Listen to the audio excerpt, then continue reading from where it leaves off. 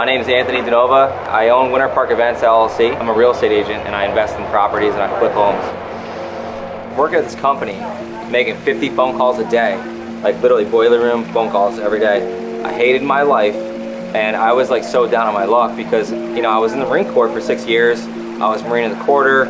I had gotten meritoriously promoted to sergeant. And I was like, this is not where my life should have ended up. You know, I'm a loser right now. And I feel almost like every entrepreneur really should come down to this level where they're just like ground zero. Because when they're at ground zero, that's when all the magic happens. I was really down on my luck, so I started this event company called Winter Park Events. I was like, what do I gotta do to replace my job? So what I did was, as I worked for a full year almost, hating my job. I mean, I completely hated it. And I decided to start my company at the same time.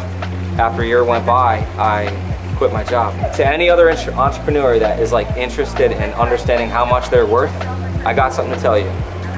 The employer wouldn't be paying you $50,000 a year if you weren't making them more than 50.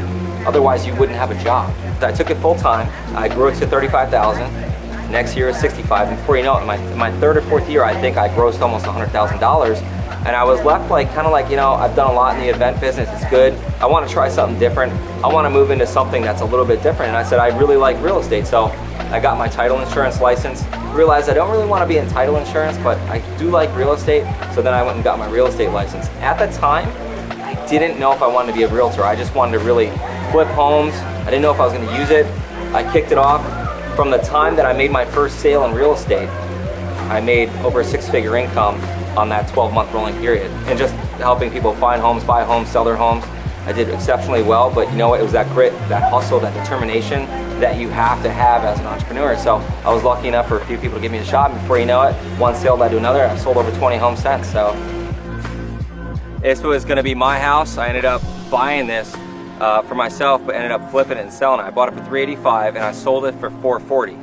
Now you might ask yourself, well, that's a lot of money, right? Well, how do you get so successful in terms of understanding and knowing the market, knowing the price, knowing when to buy, knowing when to sell? I will tell you this, you have to understand, you have to know your, you know, whatever your craft is, you have to know it like the back of your hand.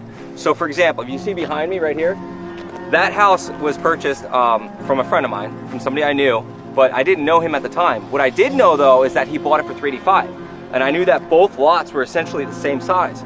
So I said to myself, if that was bought for $385, you know, 2 years ago, then technically maybe I can come in and secure and acquire this property for the same amount. Well, here's the big catch. Here is the biggest thing I can tell any entrepreneur out there. I actually tried to secure this like the end of December. So while everybody was Christmas shopping, I was thinking, how can I acquire this property for probably $25,000 less than what it's worth? And it's because I knew that that lot was sold prior 2 years ago for $385. You don't have that knowledge unless you're actually knowing your game, knowing your craft. You have to know your craft better than everybody out there. And I'm not perfect. There's people way better than me. But what I did know is I knew this Winter Park market probably better, just as good as anybody else. Is there a time in my life where I had to stand up against the mirror and really figure out who I was, what I wanted to do in my life, where I was going? And I'll be honest, I was $75,000 in debt. I had over $25,000 in credit card debt. I had a student loan that was over 30 at the time. And I had a car loan on this Infiniti G37 that I bought. So I completely was like at bottom's end. I was like, okay, I don't know how to make my next bill. I don't know what I'm doing all the things wrong, right? So at that moment, I was like, I was this huge success in the Marine Corps, but now I'm a big loser right now. I was ground zero for me. I was so disgusted with myself and where I went with my life that there was nowhere else to go but up.